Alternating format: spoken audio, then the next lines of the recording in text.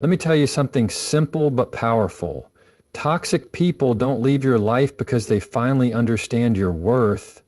They leave when you stop making space for their chaos. You don't need to fight. You don't need to beg. You don't need to keep explaining yourself. You just need to do one thing: change how you respond. Toxic people feed off access. They rely on your reactions. Your emotional energy is their oxygen. So the moment you start breathing differently, they suffocate. When you set boundaries without guilt, the ones who benefited from your lack of them will fall off. Not because you're cold, but because you're clear. When you start choosing peace over drama, you stop entertaining confusion, you stop justifying disrespect, you stop overextending in the name of keeping the peace. Because peace kept at the cost of self-respect is not peace at all. Toxic people don't like clarity. Why? Because confusion is where they thrive. They love when you second guess yourself. They love when you over-explain. They love when you chase their approval. So what do? You stay calm, you get quiet, you respond less and observe more. Because here's the truth. The loudest reaction doesn't win. The calmest energy does. The moment you stop showing up to their games, they'll call you distant. They'll call you cold. They might even call you selfish. But that's okay. Let them label you while you live lighter. Protecting your peace isn't arrogance, it's maturity, it's healing, it's strength. You want toxic people to disappear? Then stop holding the door open. There's a dangerous myth floating around that setting boundaries makes you selfish, distant, or even cold. Let's clear that up right now. Boundaries aren't barriers, they're bridges. Bridges that protect your mental health, your energy, and your integrity. They're not meant to push people away, but to teach them how to walk with you respectfully. You weren't born to be a people pleaser. That's a learned behavior, taught by environments where your worth was tied to how much you gave, how much you tolerated, and how little you asked for in return. But here's the truth. Constantly saying yes to keep others comfortable is slowly saying no to yourself. Boundaries are not about being mean. They're about being clear. And clarity, that's a form of kindness. Because when you're honest about what you can give and what you can't, when you communicate what's okay and what's not, you create healthy space. And in that space, you thrive. It's not rude to say, I'm not available for that conversation. It's not mean to say, I need time for myself. It's not selfish to say, that doesn't work for me. What's actually selfish is expecting someone to be endlessly available, endlessly agreeable, endlessly self-sacrificing, just to maintain a false sense of harmony. That's not love. That's control disguised as closeness. Saying no isn't a rejection of others. It's an acceptance of yourself. It's saying, I value my time. I value my energy. I value my peace more than temporary approval. And yes, some people will be offended when you set boundaries, but hear this. The people who benefit from your lack of boundaries are the ones who will be most upset when you set them. Let them be uncomfortable. Let them adjust, or let them leave. Either way, you're choosing peace over pressure. You don't have to justify your needs. You don't need to write an essay to explain why you're not available for someone else's emotional dumping ground chaos or manipulation. You don't need to over-explain your healing. Growth doesn't require a permission slip. Boundaries are not the problem. The discomfort people feel when you start honoring your worth, that's their problem to sort through. So say no with grace, say it with calm, say it with love, not just for others, but for yourself. Because every no you say to something that drains you is a yes to something that fuels you. And that right there is not rude. It's responsible. Responsible for your peace. Responsible for your future. And most importantly, responsible for the version of you that refuses to shrink anymore. You don't owe anyone access to you just because they're used to it.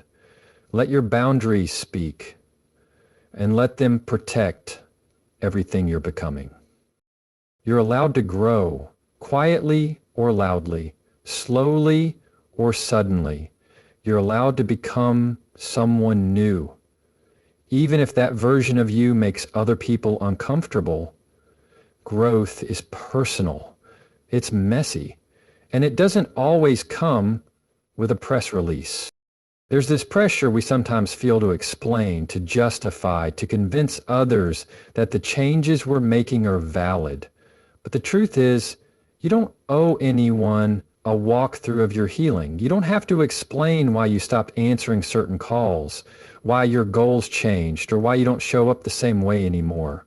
Because growth, real growth, often looks like distance to the ones who were comfortable with your dysfunction. When you evolve, you stop participating in things that no longer serve your peace. You start saying no where you used to say yes. You become protective of your time, your energy, and your presence. And not everyone will clap for that. Some people loved you better when you were broken, because broken was easier to control. You were predictable. You didn't push back. You didn't ask for more. But now you're healing. Now you're setting standards. Now you're not afraid to walk away from anything that costs you your self-respect. And that shift, that threatens the comfort of those who benefited from your silence. Still, let them feel what they need to feel. Because the right people, they won't be intimidated by your growth. They'll be inspired by it. They'll understand that your evolution isn't a betrayal, it's a breakthrough. They'll celebrate the stronger, clearer, healthier version of you, even if it means less access, fewer yeses, and more boundaries. You'll know who those people are. They'll listen without judgment. They'll encourage your direction, even if it looks different than theirs. They'll applaud your changes because they love you, not the version of you that made them comfortable. But those who start pulling away when you start growing, let them go. Your healing isn't up for debate. Your progress isn't a group project. You are allowed to redefine who you are, what you accept, how you live, without asking for approval. You don't need to write speeches explaining why you're no longer interested in chaos, or why your peace matters more than popularity. Grow anyway, change anyway, evolve anyway. Because you're not here to stay small for the sake of making others feel big. You're not here to dim your light just because it shines differently now. So walk your path boldly, without apology, without shame. You are not required to explain your growth to people who were never meant to come with you. Let them wonder. Let them talk. Let them assume. Meanwhile, you keep becoming. We live in a world that rewards noise, quick reactions, constant opinions, instant replies. But here's the truth most people overlook. Not every situation deserves your energy. Not every comment deserves your response. And not every insult deserves your attention. Silence is not weakness, it's wisdom. Because when you choose silence, you're not giving up, you're leveling up. People often mistake silence for submission, but silence, when intentional, is a strategy, a boundary, a form of power that says, I'm in control of me even when you're trying to pull me out of character.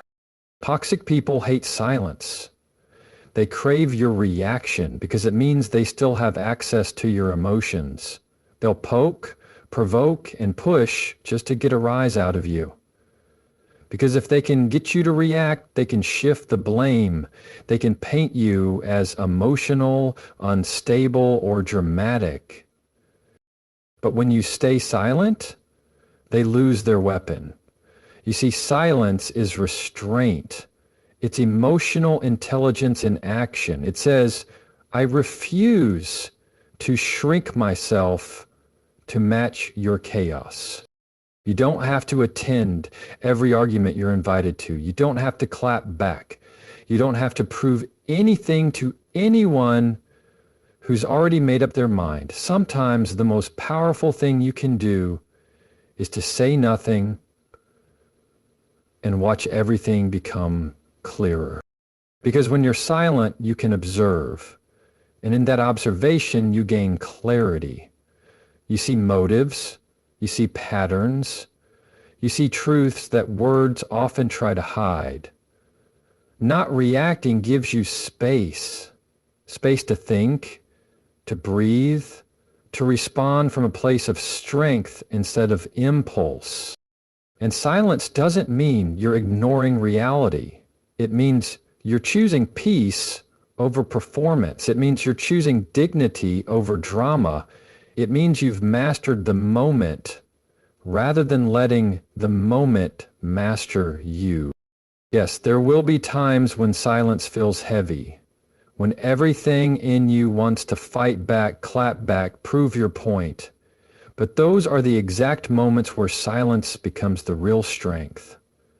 Because it takes courage to pause, to protect your peace, to not let someone else's chaos control your behavior. Not reacting is a message in itself. It says, you no longer have power here. And if they don't get the message, good. Let them guess, let them wonder, because the moment you stop explaining yourself to people who only listen to twist your words, you win. So be still, be calm, be deliberate. Let your silence do the talking. Let your peace speak volumes. Let your self-control be the loudest thing in the room. Because silence, when chosen with purpose, isn't the absence of power. It is the power.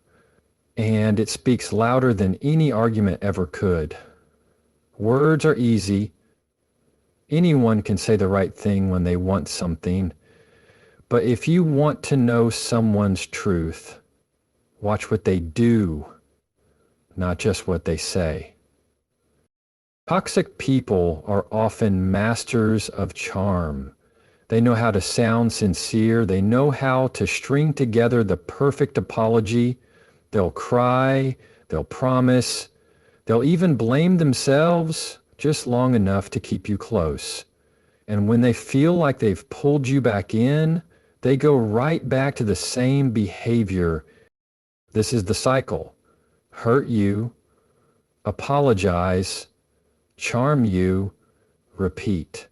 Over and over again until you become numb to the apology and conditioned to believe this is just how it is. But here's the truth. Real apologies come with changed behavior, not just emotional words. If someone keeps saying, I'm sorry, but you're still experiencing the same pain, the same disrespect, the same patterns, they're not sorry. They're just buying time. Don't be fooled by flowers after disrespect. Don't be swayed by soft words that cover sharp patterns. Don't confuse temporary kindness with lasting change, because someone who truly values you will put in the effort to consistently show up differently, not just sound different. And when you begin to grow, to evolve, to heal, you'll start to see things clearly. You'll stop explaining away red flags.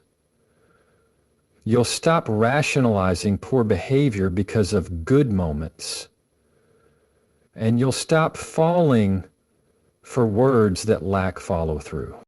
Pay attention to consistency. Pay attention to how they treat you when they're not getting their way. Pay attention to the shift in their tone, the patterns in their reactions, the way they handle your boundaries. That's the truth. The rest is performance. The hard part is this, Toxic people rarely show their patterns early on. They give you highlights in the beginning. They mirror what you need. But eventually their behavior reveals what their words tried to hide. It takes strength to detach from someone who talks well but treats you poorly. It takes wisdom to realize that loyalty to dysfunction is not love, it's self-abandonment. And it takes courage to say, I see the pattern and I choose to break it. So if someone's words sound right, but your heart feels wrong, trust your gut. Your peace matters more than pretty apologies. Your sanity matters more than sweet talk followed by silent sabotage. And your growth requires that you believe what you see, not what they keep saying. People show you who they are. Over time, the mask slips. Patterns repeat. Energy reveals intention. So stop giving second chances to the same first offense. Stop accepting apologies without accountability. And stop listening to words that were never meant to be backed by action. Behavior is the truth, and once you recognize the pattern, you can choose to stop participating in it. That's not cruelty, that's clarity. And clarity protects what words try to confuse. Self-respect isn't loud. It doesn't need to prove anything. It shows up quietly in your choices, in your boundaries, and in the way you allow people to treat you. Self-respect is your filter. It's what separates who gets access to you and who gets removed from your space. Because when you truly start respecting yourself, something powerful happens. You stop chasing people and start choosing peace. You no longer beg for attention. You no longer tolerate half effort. You no longer settle for relationships, friendships, or environments that leave you drained. People who once felt comfortable disrespecting you, ghosting you, manipulating you, or stringing you along, they'll start to feel uncomfortable. Not because you're doing anything to them, but because you're no longer doing anything for them. And that's the point. When you raise your standards, the people who were benefiting from your lack of them will start to disappear. That's not rejection. That's redirection. Let them leave. Let them distance themselves. Because you're not losing people. You're shedding dead weight. You're clearing room for those who meet you at your new level, not drag you back into the old one. See, we attract what we tolerate. If you constantly accept being overlooked, you'll stay invisible. If you accept inconsistency, you'll keep receiving half-hearted effort. But when you say no more, when you raise the bar and stop lowering it for people who can't meet it, everything shifts. You don't have to cut people off. You don't have to argue. You don't even have to explain. All you have to do is level up and watch who can't reach you anymore. That's the beauty of self-respect. It filters out the noise. It protects your energy. It teaches people that access to you is earned, not entitled. And yes, it might feel lonely at first, because once you raise your standards, there's a gap. The space where the wrong people used to be gets quiet. But don't fill it out of desperation. That silence, that space, that's where your healing begins. That's where alignment starts. Don't be afraid to walk alone while you wait for what's right.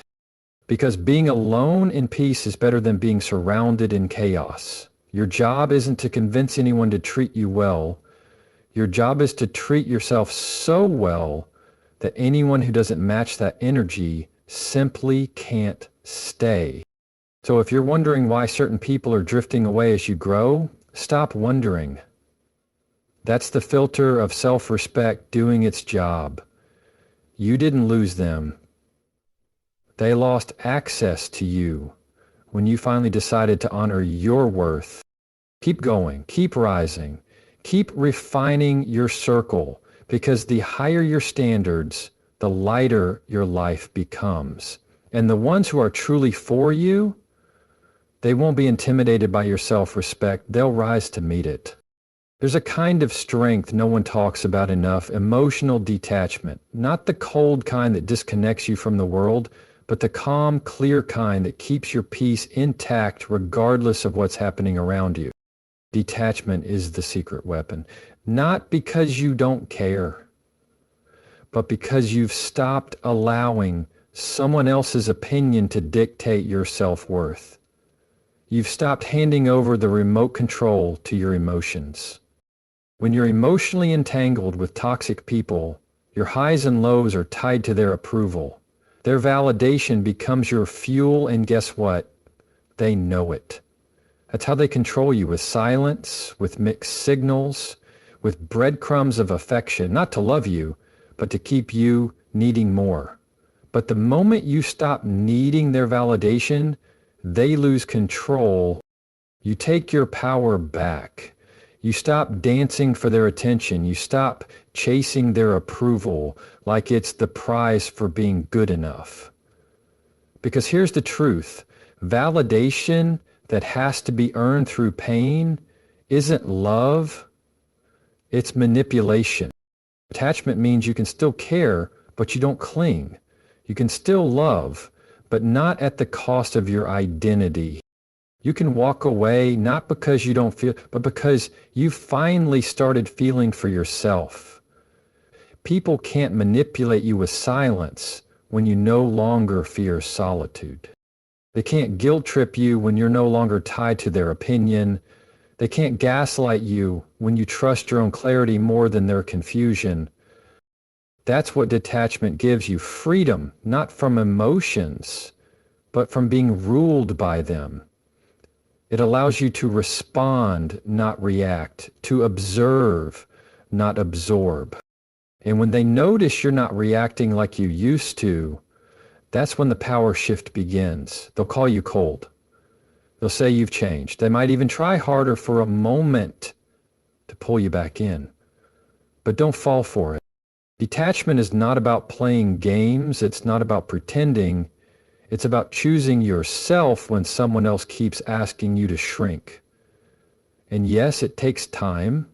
It takes practice. But eventually you'll reach a point where your peace is no longer negotiable, where you no longer chase answers from people who gave you questions in the first place. So if you're feeling guilty for detaching, don't. That's the old version of you talking. The version that thought love meant holding on no matter how much it hurt.